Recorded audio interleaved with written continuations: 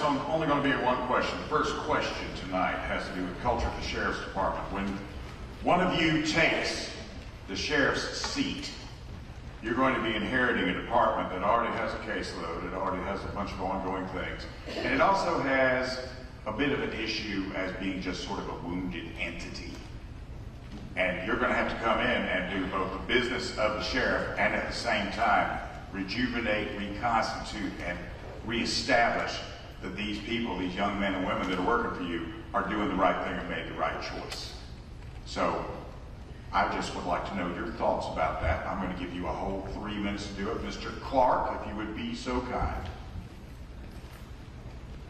Again, Andy Clark. Culture in the sheriff's office, it starts with the sheriff. He has to be the example. So I tell my kids all the time, be the example. Sometimes you will fail, but it's how you respond as well.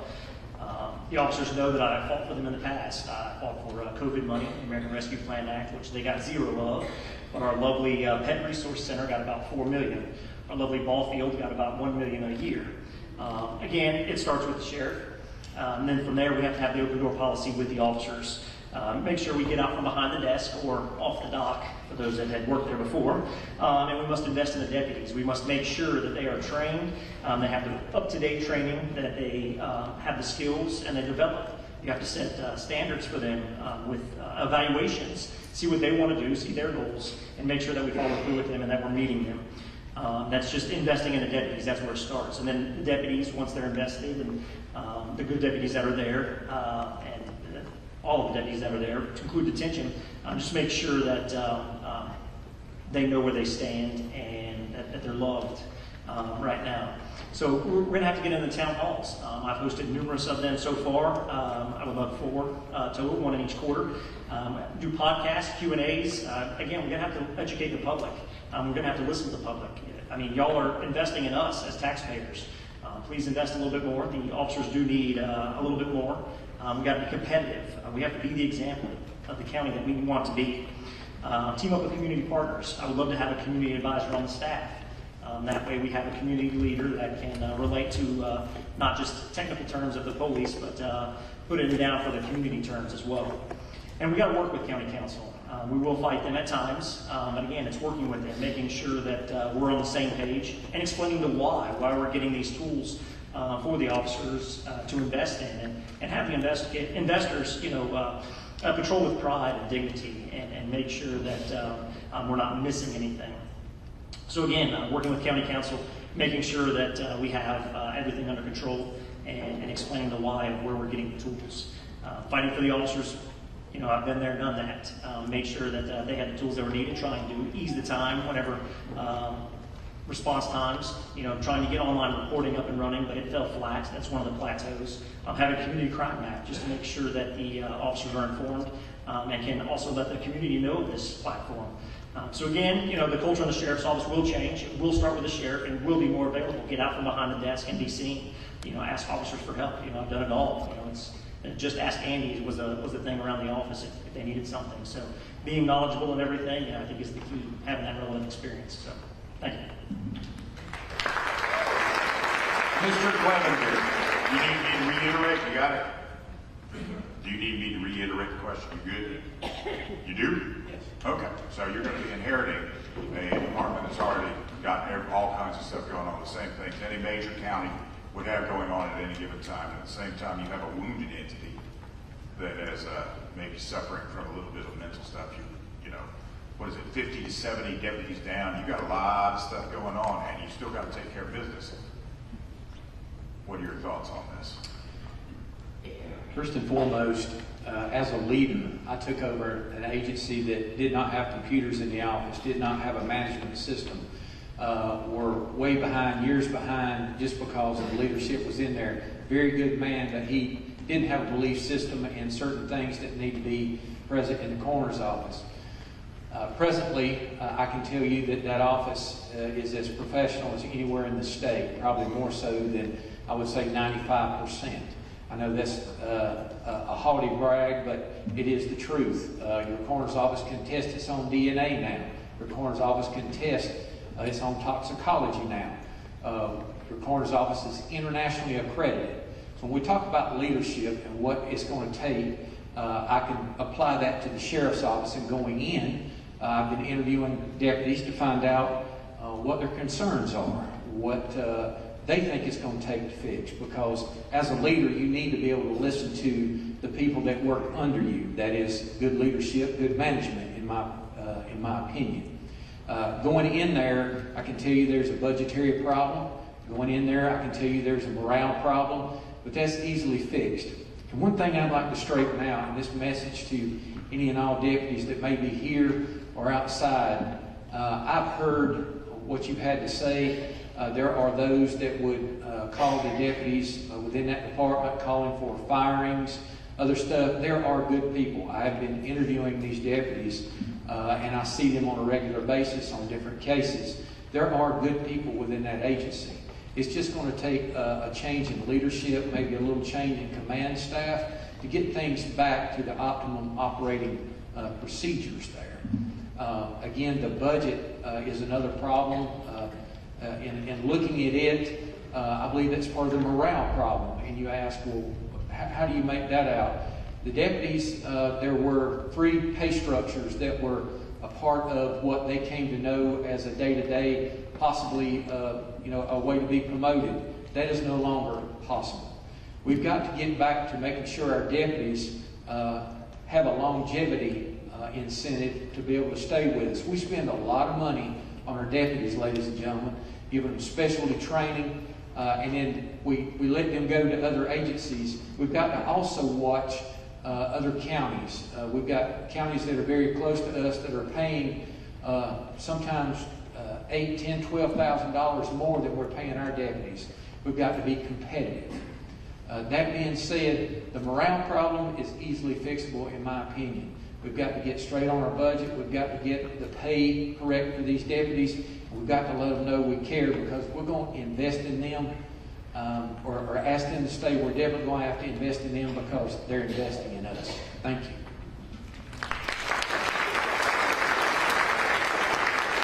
Mr. Duncan, you need me to repeat that? I know when I don't wear my special hat, the blood flows better than my head. I've got my little, Right. my little Very good, sir. thing here. We're good. So I want to preface this by saying that, no matter what's discussed tonight, it's going to take time to fix the sheriff's office. I've said it before, it takes 10 years to build trust, it takes 10 seconds to demolish it. So, with that being said, the sheriff's office has been defined.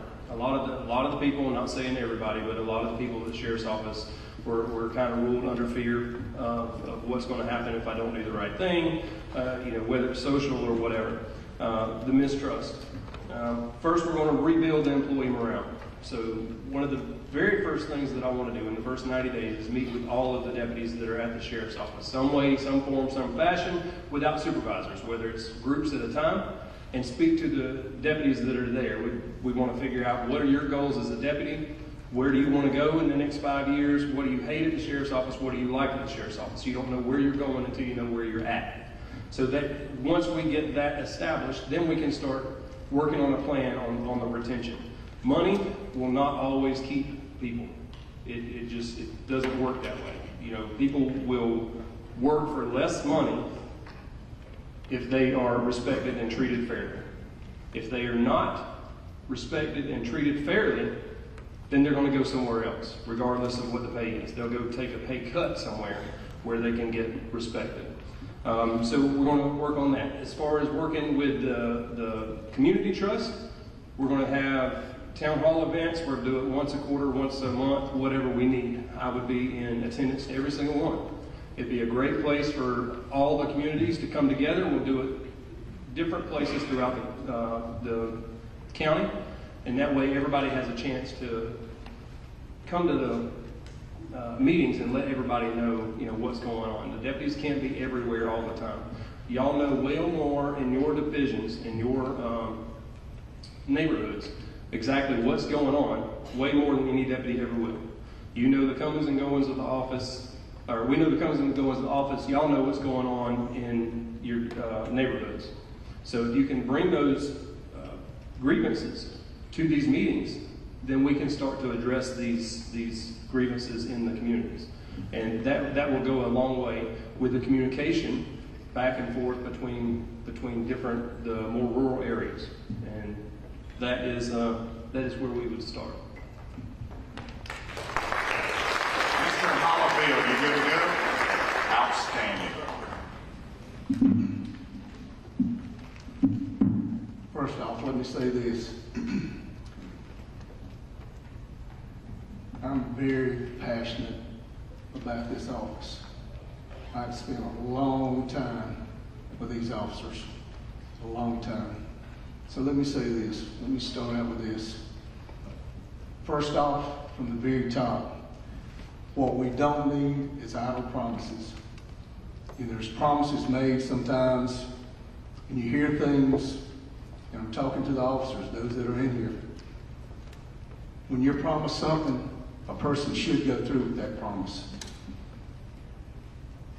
Supervisors should be able to be supervisors. You should have somebody that's telling you what to do. They should be standing beside you to help you with what you're doing. That's number one. Number two, I'm tired of seeing officers in this county not getting exactly what they need and wanting to leave to go to another department. It's got to stop. There's no reason for an officer to be working for this sheriff's office and want to go 15, 20 miles away for $15,000 to $16,000 more. There's no reason in it. This community has got to stand up, number one, with these officers and say enough is enough. They get out here and they put their life on the line each and every day for the citizens, but yet you don't want to pay them what they deserve. For 43 years, I've heard people say, I couldn't do what you do. There's no way I could do it. Well, you know, the time is now to change that. The time is now for these officers to feel like you absolutely care about them and what they do out here to protect you each and every day. There's a reason why sometimes they come to your house and they look like they've been through double H and back. It's because they're out here having to work a part-time job. They're out here trying to support their family, but yet council will not allow them to be paid what they need to be paid. I'm not a career politician. I'm a guy that has strapped on the boots and been out here side by side with these folks. And I will defend them every single day as long as I'm the sheriff of Spartanburg County. You will not do anything that I won't do with you. And you won't do anything that I wouldn't do. So in saying that, that's what I feel that this community and this department, as far as the officers, need right now. They need the backing of those that are in here right now to show them that you've got their support. Thank you. Mr. Pilato, you good? Right to that. Ladies and gentlemen, when people dial 911 or come to your homes, you want the most passionate, trained, knowledgeable, and compassionate individual that can respond to your situation, especially when mental health or other things are involved. I've been in the trenches over 30 years, leading by example with the training, with my education, master's degree, and everything else to make sure that whatever team people put me on, I was there to bring that to the officers I surrounded. I've been in the trenches where we've had lousy supervisors. I've been in the trenches where we had great supervisors. But you roll to build a team unity because that builds morale within the people that serve your community. When the officers are healthy, the service to all you is healthy because those are the people that care when you need them the most. And when they're out there trying to build relationships with you, you know it because they're not going through the motions or hiding under trees or going and not getting involved. They listen to you to find out while they're building relationships why they're policing each and every day. It's a divine appointment, as my wife and I used to call, of getting out there with purpose to serve you. So when it comes to morale within an agency, and I came from a much larger agency with Sarasota County, you found out that it wasn't just money that kept you not just there, but the training, the family environment, knowing people trust you to make those decisions where you don't have to have someone micromanaging you, and that you want to grow and spread. You don't want to just be an average officer. You want to continue to grow in specialty areas so that when we respond to your home and a call, we're well equipped. We don't have to call 10 other officers to your house to figure out how to solve your crime. And that when we're done solving those problems, you'll know our heart's in it and not just going through the motion of just trying to serve you. And especially for the ones who feel like they can't trust law enforcement anymore, we're at that position right now where trust is something we need to bring back to the community. And I tell you, from the many officers who called me to get involved in this race, they want us in this fight. I'm tired of seeing officers we lose those officers to early retirement or just being mentally burnt out, because there's mental burnout even in law enforcement and all first responders. And those are some of the passionate things that supervisors should be taking into consideration so that they know when their people are healthy. You shouldn't have to get the complaints from the citizens. You as a supervisor should already know it from briefings and debriefings because you're part of a one unit. You know, if I drop a bowling ball on my foot, it's going to affect every bit of me. That's what happens with employees underneath you too. When one starts to hurt, it affects everybody. When you lose the trust, it's with everybody, community and inside the department. And not just salaries. I'll be in the trenches fighting for people's salaries as well, because you need it to raise a family. So I appreciate the time for you guys just to listen to my heart.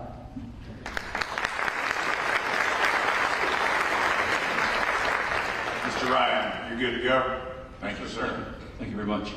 First and foremost, sheriff's office is not broken.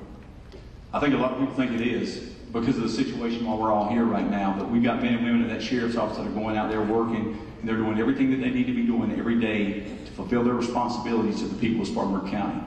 But the ultimate thing that we have to do with that sheriff's office from day one is we've got to begin to change the culture. And how do you change the culture? The culture will fix everything. It's really simple. Changing culture is simple as servant leadership.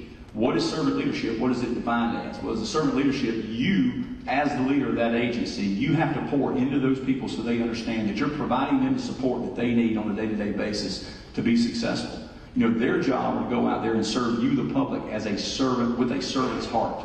That is what you're called in this profession to do. As you get older and you move into leadership within the law enforcement industry, you should be transitioning from having a servant's heart to becoming a servant leader. So how do we become a servant leader and how do we change culture? It's real easy, and there's a balance there. You have to look at those officers and you have to be with those officers. You have to balance two things. It's, I apologize, I just lost my train of thought. I just completely lost my train of thought. You were rocking. Let me tell you, I apologize. Let me tell you why I lost my train of thought. I just saw June Bond sitting in the crowd, and it just messed me up because my son, my oldest son, Will, I adopted at birth, and June Bond was who got him, and it just got me choked up, and it just completely messed me up and took me off course when I saw her. So June, I want to give you a hug before you leave today. I apologize. Sorry about that. But this is something that you have to balance. How your relationships, how they work between the sheriff's office and those men and women within your agency. And you take clarity and you have to balance clarity with grace. And you have to take expectation and you have to balance it with accountability. If you have clarity and you do not have grace, what you have is an authoritarian type of leadership, which many of the people at the sheriff's office will tell you is how they feel like they're dealing with things right now. If you take expectation and you do not have accountability, then you develop apathy. When you develop apathy at that point in time, that's what starts affecting our retention rates. That's what starts affecting the people wanting to leave in those attrition rates. I can tell you from experience at the Highway Patrol, I watched us go through 39% in raises over 3 years, 13%, 13%, 13%, but we watched our attrition rates remain exactly where they were. It didn't slow down the people that we lost. People do not leave agencies because of money. People leave agencies because of leadership, and we have a responsibility in leadership to correct these things. When you correct it, it naturally starts to affect the attrition, and you have a transformation from within that agency out. And what happens is, some of these have mentioned, you got officers leaving and going to agencies in different places, but even though we may be making less money, they're like, there's something special going on there, and I want to be part of it. And that's what we can do to transform that agency right out of the gate. Thank you. And I apologize for getting choked up. That's wrong, you. You shouldn't have been there. Mr. Stevens, you got the question, you good? Outstanding. Hello, my name is Rick Stevens. I promised my wife I'd be nice tonight, so I'm going to try to. I've looked at these issues from the standpoint of a forensic accountant. That's what I'm trained to do. And I'm serious about what I do. I was able to get the budget from last year and start looking at this budget. Yes, it's important that we make these deputies happy. Deputy 1, Deputy 2. Because when you see them out here, they're living in poverty. If they're married with 2 children, they're living in poverty. That's why you see them out here at the roads directing traffic. They're getting paid for all this extra work. So there's no family time there. So we need to do something about that. But by looking at the budget, the money we already have allocated, I see a lot of fat in this budget. I see a lot of things we don't need. And there's a difference between what you need and what you want. So there can be some liquidation, reallocation of revenue into the Deputy 1, Deputy 2 pay. Then when you say, okay, we're 40 to 70 men down, okay, we know that hopefully that money's in escrow. But another issue here with this is we have people out here, the citizens, who's not getting the coverage they need. So my suggestion here is this: until we can get restaffed, let's take this money that's in escrow. Let's take these deputies who want to work, making some extra money, and we'll let them make time and a half, which is more than you're going to make out here doing traffic in that ball games. This will get us by that we can get this thing up. But let me say this. Mr. Wright was not the only issue with this department. And I'm telling you now because I'm transparent. If I go, there's going to be some cleaning. He was not the only person. He was just the apple that fell out the tree. There's other issues there, and we can't move forward and be productive until we get this straight. Thank you.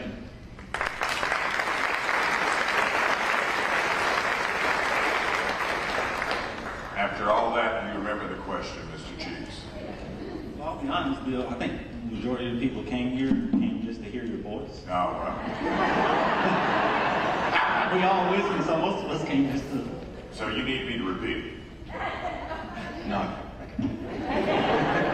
Okay. So one of the things we talk about when we think about changing the culture at the sheriff's office is we have to listen. November 23, I was promoted to the first lieutenant of the Uniform Patrol Division, and that encompasses about a third of the personnel at the sheriff's office. And one of the first things we did is we made sure we took individual time to talk to everybody that was willing to talk.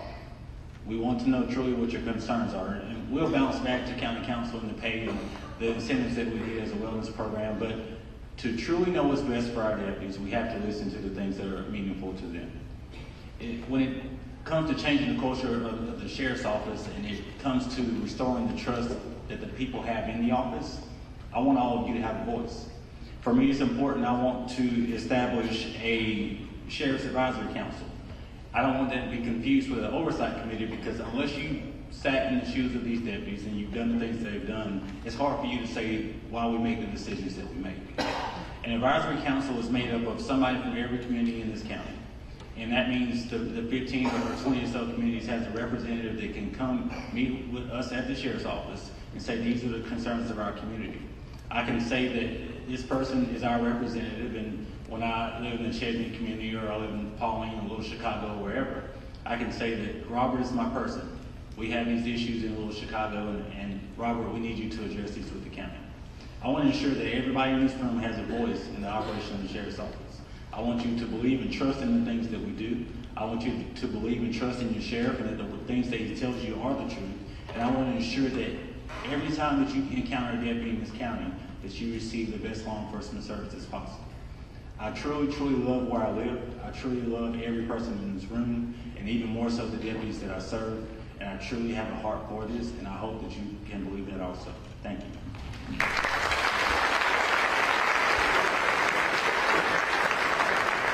That is round one. I'm curious though, somebody addressed, do we have deputies in the audience? If you're a Spartanburg County deputy, would you stand?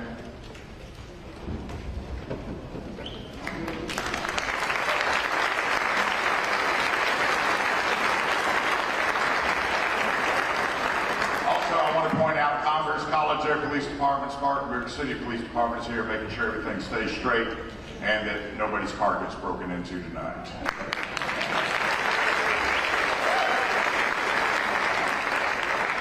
And since my back is to you, they are making sure that I'm taken exquisite care of. We're going to go to round 2 now. Spartanburg County is intersected by I-85. I can only imagine the drugs that go down I-85. I can only imagine what kind of drug houses are here. We know human trafficking, illegal immigration, that's all here as well. Because it's everywhere, right? How can you target this within the department? Is there any way to do that? And is that something that you will do ongoing? Do you think you can make a dent in it? Because it's just constant. We're going to lead off round number 2, as soon as I find it, with Mr. Clevenger.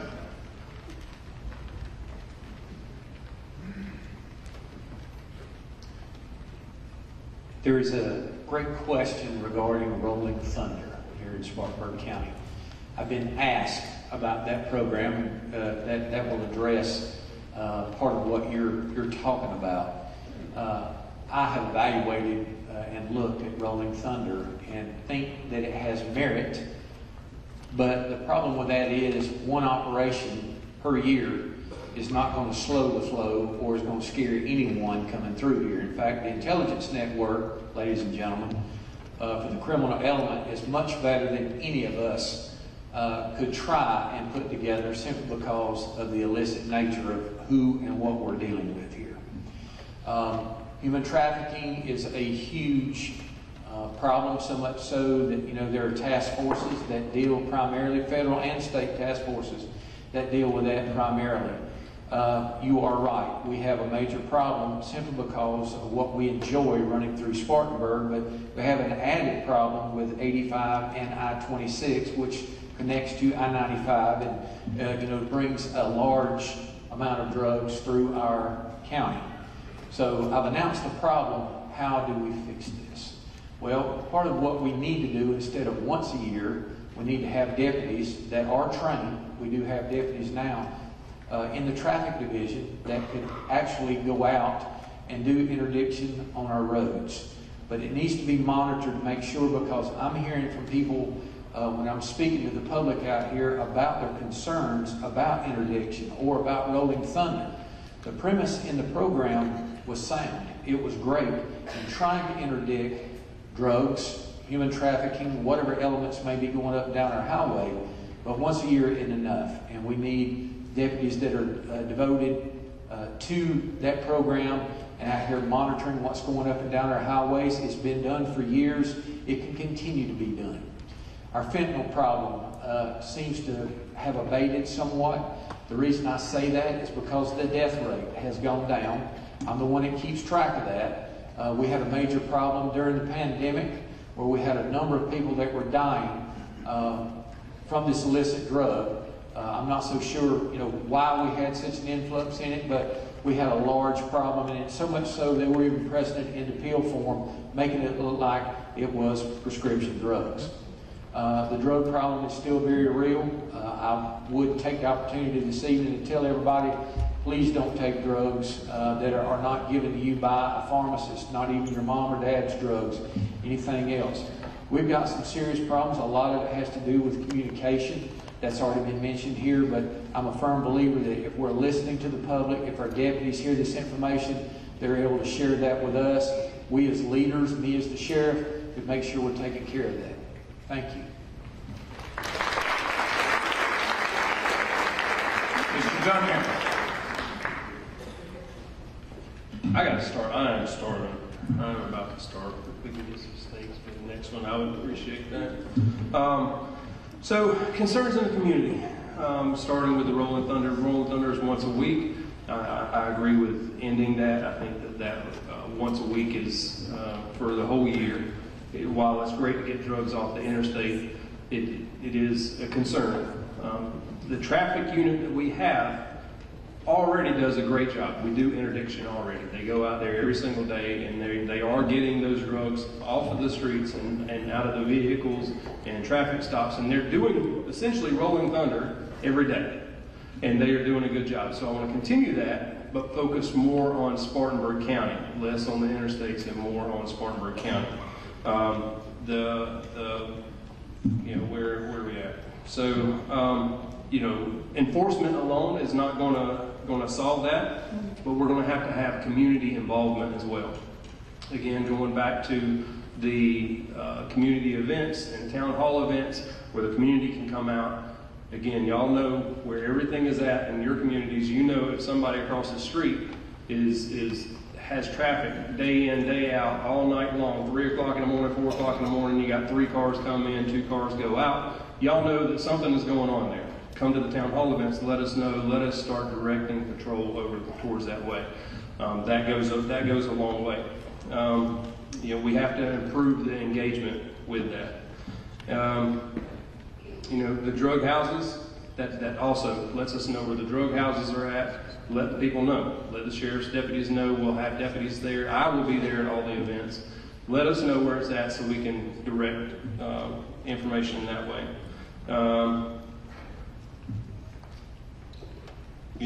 Persistence and pressure. We have to make sure that we are training individuals to recognize the signs and work and do all these things. I want a fentanyl task force. Drugs change.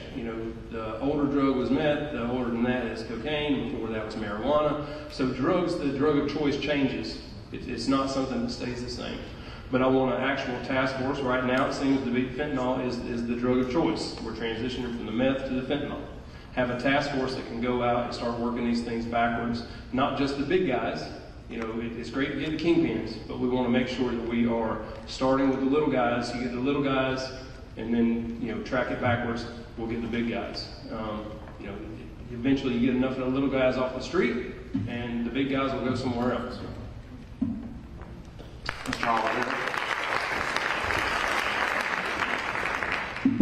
Well, first off, let me say this. I'm glad that you go ahead and get this out. Rolling Thunder, I, along with 2 other officers with the sheriff's office, started Rolling Thunder. The way that it started was a strike force, which is on 95, which was in Florence County. Had 2 guys that went down. They called me and said, "Captain, we need for you to come down and look at what they're doing." So I went down, and the operation was run. When I say it was run in the best that it could do, it was. So what I did was I came back and asked to be able to try to do it. The sheriff said, "Absolutely, go ahead." So Rolling Thunder was started. Rolling Thunder was started for a reason. Rolling Thunder was started because there is tons and tons of drugs that run up and down this interstate, 85, each and every day. Each and every day. To only do it one time a year, that was done to actually be able to get other people to come in here that's all they do, drug interdiction. Over the past 11 years, I have not been part of it. If anything has happened during that time, I have nothing to do with that, because when I ran the operation was run exactly the way it needed to do, or the way it needed to be. What would you rather have? Would you rather have for us to stop a vehicle, a tractor trailer, or whatever coming through this county? It's got anywhere from $500 to $1,800 to $2.4 million. That was drug money that come through this county each and every day. What it's going to do is it's going to go somewhere else, and it's coming back here. So if you stop the load, then you don't have to worry about it making it back here. Can you get them all? No, you're not going to get them all, but at least you can do something. And they're exactly right. We started a drug interdiction team. Those guys were trained by the best drug interdiction operators in this country. We brought some out of Georgia, we brought some out of Florida to come in and actually teach them what to look for, how to look for it, and what I've always told them is if you don't see it, if the hair on the back of your neck don't stand up, then you know what? Let them go. Look at it for another day. But there's no way that there's that much drug that should come through this county and we don't do something. But they're exactly right. Each and every day there should be a team out there that learn what to look for, learn what to do, and you don't have issues, you don't have problems because you got somebody out there that knows exactly what to do, what to say, and when you don't see it, you let it go. You get it for another day. These officers do a good job. Narcotics, I think we've probably got the same that we've had for the past 10 years with our population being what it is. So anyway, thank you so much. Mr. Pilato. Coming from both Texas and Florida, I worked interdiction on the highways. For you guys who are not familiar with that, that's when we knew that all the drugs were coming from the south to the north, and the money from the proceeds of all this illegal drugs and guns and human trafficking would come south. It wasn't you find things accidentally, people were going to Georgia to buy a car or something along that line. When you see the vehicles that are on our highways that are bringing in the drugs or dealing with human trafficking or anything else, you'll find these are vehicles that are intentionally geared or rigged with magnetic compartments underneath and battery compartments to hide the illicit trade that's going on, whether the drug's going north or the money coming south. It's a very viable and wealthy entity for those who are dealing in drugs.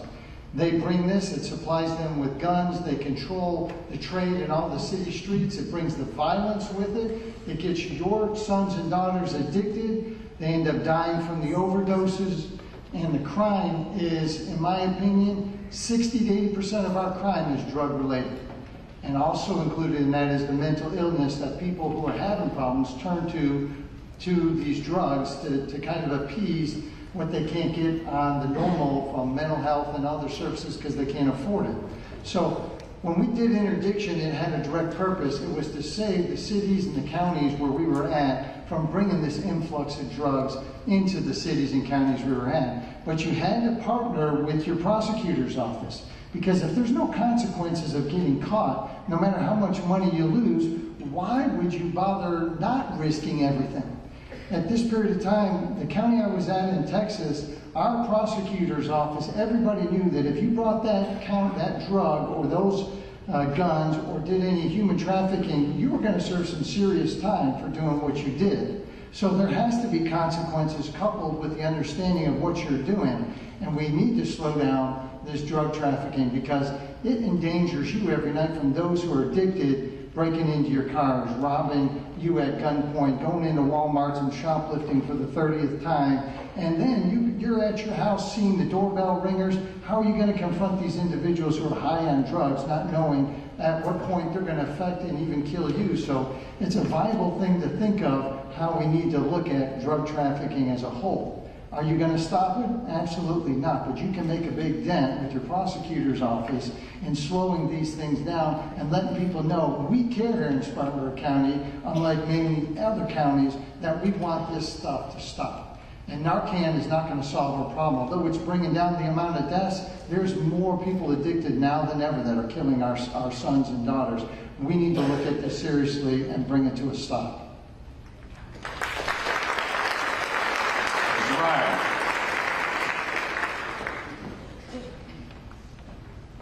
If somebody breaks in your house, we're not going to ignore it. If somebody breaks in your car, we're not going to ignore it. If a drunk driver is driving down the road, we're not going to ignore it. So we certainly can't ignore the drugs that are going up and down our roadways in Spartanburg County.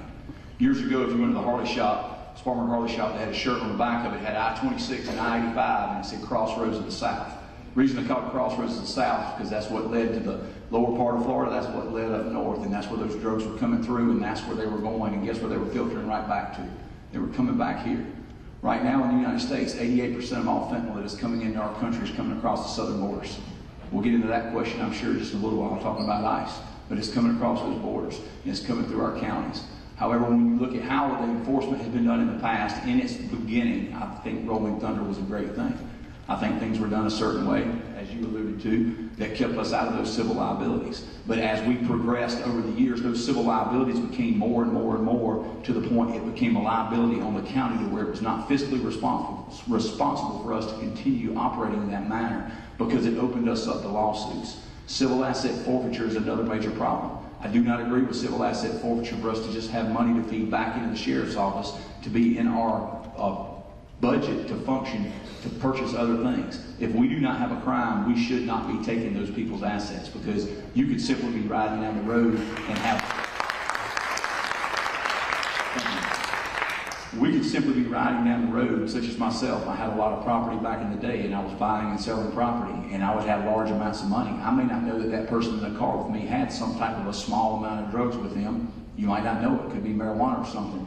You get stopped, next thing you know, they're taking your money, and then I'm fighting to get that money back, and it would put a burden on me. But that doesn't mean that we can turn our backs to it. We have to enforce it, just like many of these other guys have talked about out here, but we can do it in a better way. You have a team, as we have said, that are trained, that are out there 365 days a year, and they're getting those drugs off the roadway, because those drugs, even though they may go through the state of South Carolina, they may get to Chicago, they're coming back here. They're getting into our kids' schools. They're getting into our families. We have a family member in our family that we lost as a result of fentanyl. It's something we have to deal with, and we have to attack it, but we can do it in a more responsible way, in a more fiscally responsible way, so it doesn't cost the taxpayers more money, and it doesn't cause a liability on the county. Thank you. Mr. Stevens.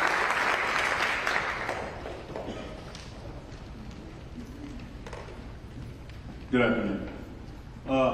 Man, this is not really a tough subject. Been battered because of where I stand on it. I do not believe in this. I believe it was a violation of a lot of people's rights. I think when it was first started, it may have been potentially a good program.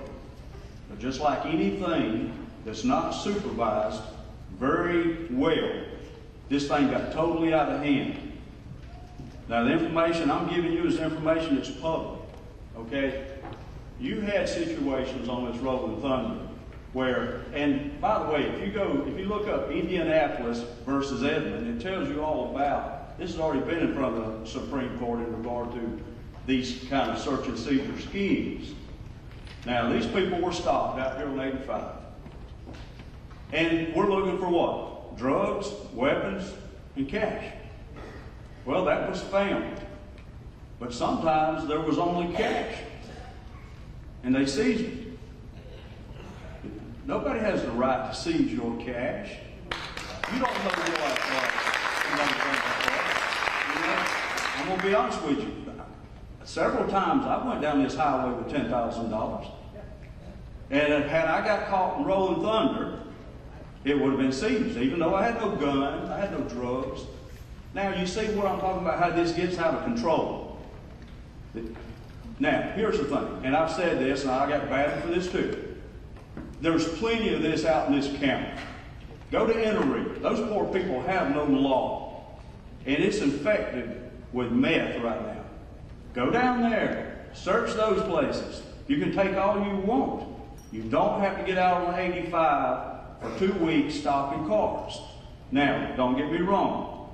If we get called from Georgia and you tell me I've got an 18-wheeler coming your way, I want to know your probable cause, because I'm going to be a constitutional sheriff. I'm not going to stop this person doing this. I'm not going to take that. You're going to give me probable cause, and I'm going to check it and verify it before I do anything to anybody in Spartanburg County. Too much of that's going on.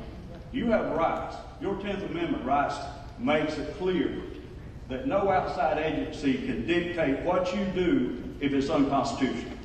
And that's my job, to make sure your constitutional rights are not violated. Now, everybody stopped out there on that road wasn't from Georgia. Some of you people got caught up in that mess. And if you happen to have cash, you lost it. Even though you didn't have drugs, you didn't have weapons. And I'm pulling this from the lawsuit that I pulled. It's public record. That don't need to happen. We got other places we can send these people. Thank you, ma'am. Thank you. Mr. Chief.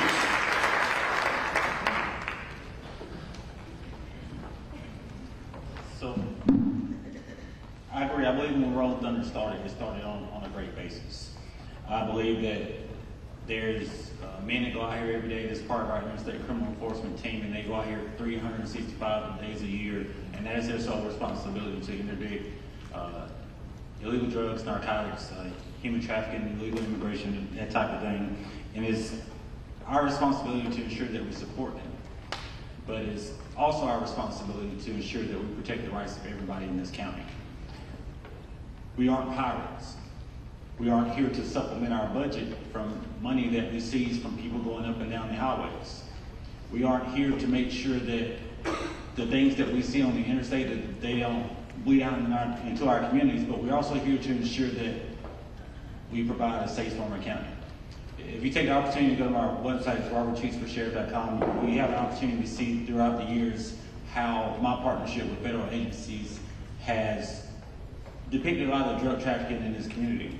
I strongly believe that our interstate criminal enforcement team does an awesome job every single day. I believe that if given the opportunity, if taking a break from Rolling Thunder, if giving it some time to reevaluate what our priorities are, then it can truly be successful. I believe that it has a place at the Spartanburg County Sheriff's Office, but I also believe that over the years, it's been taken advantage of. There's been other departments across our Sheriff's Office that have gone without because we said we need that money to put on Rolling Thunder. I can't take $50,000 from another department in this county because I personally think that's more important to put on my Rolling Thunder than anything else. I love this community. I love everything about it. I love the fact that these guys go out here every day and they take all the drugs that they can off of the street, and I will support them through it. But I believe at this time, Spartanburg County Sheriff's Office and the community of Spartanburg County needs a break from Rolling Thunder. We will reassess in a few years and see if it's still a priority for us. And if it's not, we'll move forward without it. Thank you. And Mr. Clark. Just to confirm, this was question number 2 about concerns in our community, right? Well, it was about the fentanyl, the homelessness, the drug houses, human trafficking, criminal loot. I was making sure that the rights were the next question because I didn't want to steal the echo chamber of Rolling Thunder. But concerns in our community is the growth of Spartanburg. That's one of the biggest concerns. Is we're seeing growth, but we're not seeing the return of the county council giving some of that to the response times for the officers, again, for the retention and recruiting of those. So one of the biggest concerns about growth of Spartanburg, again, is the people coming in. So that's why I feel a real-time crime center would benefit. I know teaming up with the towns and getting mutual aid agreements with those, which I've worked through with being over the National Crime Information Computer and operating those for the towns. So I have experience with the mutual aid agreements. Again, we do have the opioid crisis. Let's listen to our narcotics officers, right? That's what we've been preaching about, is listening. So why can't we listen to them and see where the help is needed, if any help is needed, and where can we focus our attention to? Talk with the narcotics and see, hey, do you think these people can be rehabilitated? Look at some of them. What is their issue for becoming addicted? Can they battle that addiction? Can they beat the addiction? And is it a mental health crisis? We need to also address that. When it comes down to our detention center, let's look inside, look who's being housed. Are they have mental health issues? Let's try to get them the help whenever they get released. Homelessness, that's going to that's a hot topic here. I think people pay, other agencies pay to drop our people off here downtown at the bus station. I think it's becoming a problem. Again, we'll talk mental health, not just for the officers but for everybody. I think it's a growing pandemic that we're having to face, and we just have to get that rehabilitation to everybody and have options. Just have a way, not the way to do things. With the sheriff's office and everything else that we've talked about, traffic, again, DUI task force is important. We lead the state in traffic deaths, having a DUI task force and also getting the mutual aid agreements and having towns involved and creating a mobile traffic unit from there, helping the towns out. Again, going down to Henry, I know that they just had a motorcycle death down there due to speeding. And then also, we just want to push out the education to our local citizens. Push out, hey, even the smallest things, watch out for these scams for credit cards. Make sure our senior citizens are protected and doing the right thing and getting those scam calls. And then also even to the smallest things, getting in our schools and teaching kids about what the internet can do and what to look for. So I saw those deputies who didn't stand. I see you, and I appreciate y'all being here, by the way. Thank you.